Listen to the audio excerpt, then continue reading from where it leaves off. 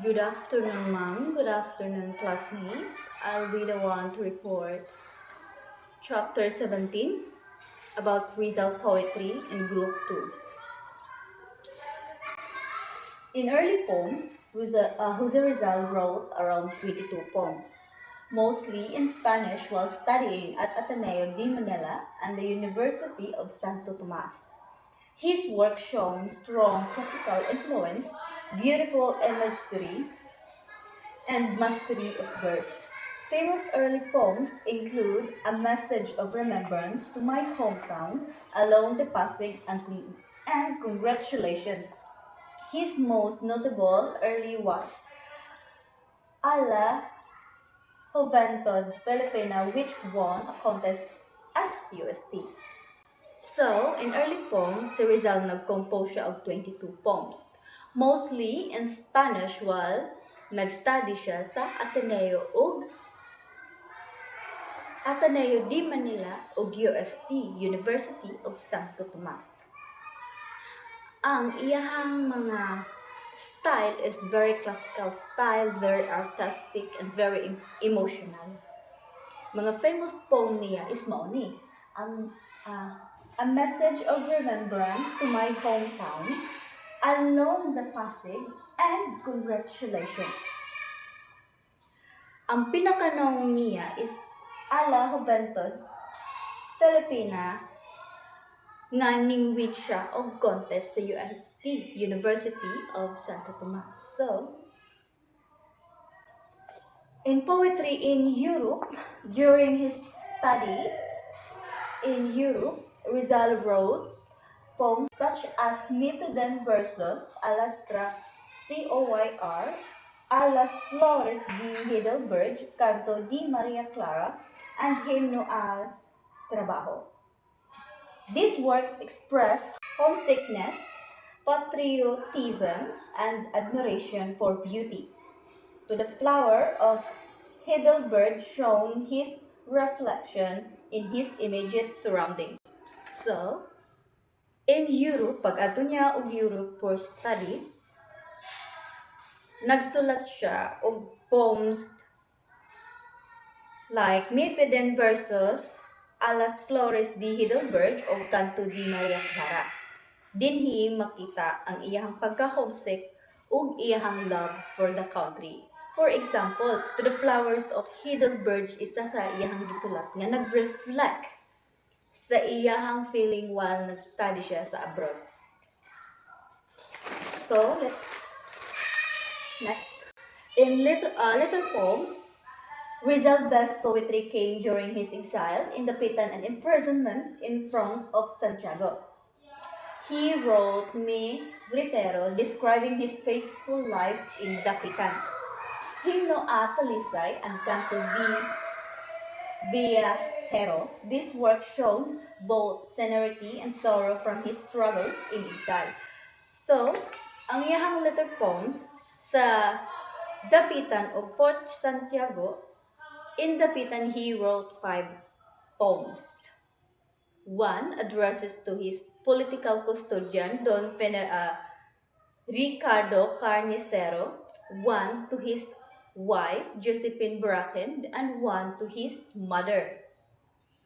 Meritero Himno a Talisay and Canto del Viajero.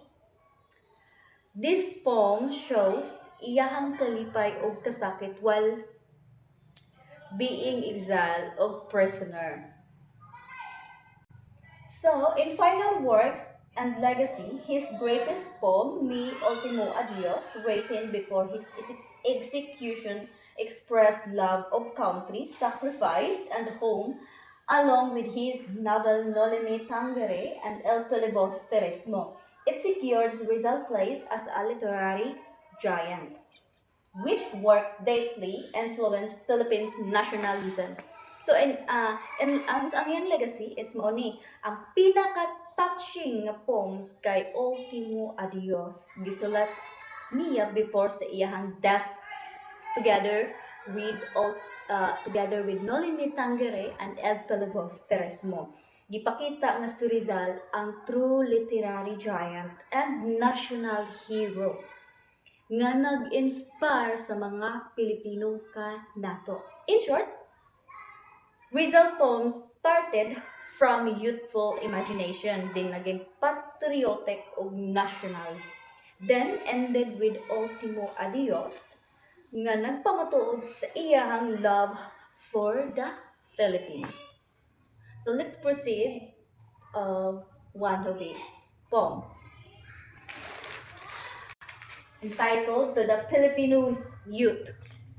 Raise your unruffled brow on this day, Filipino youth, resplendent shine, your courage rich, handsome hope of my motherland.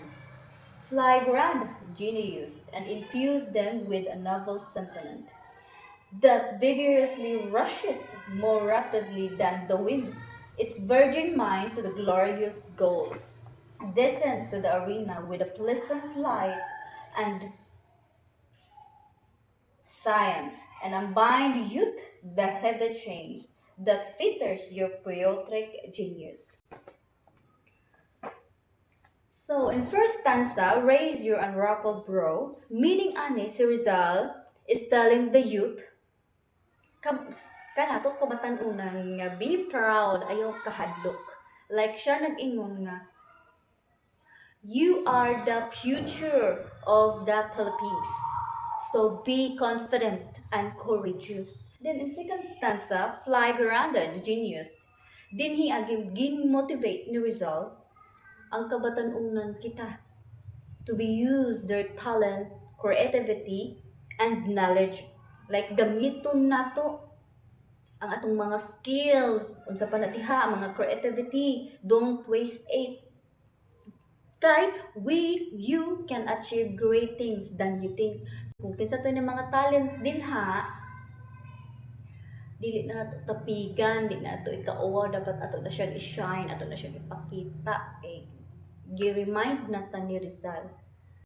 So, next stanza is descend to the arena with arts and science. Si Rizal encouraged the youth to enter the learning, arts, science, and education kay mauni ang kay to progress. Basically, like, nag-ingon siya nga study hard and apply your knowledge para makahelp ta sa nation. Then, unbind youth, the heavy chain. Meaning, ani break free from your ignorance and appreciation nga naglimit sa ato ang potential. In short, dili ta magpapriso sa ato ang limitasyon kay you have the power to shine.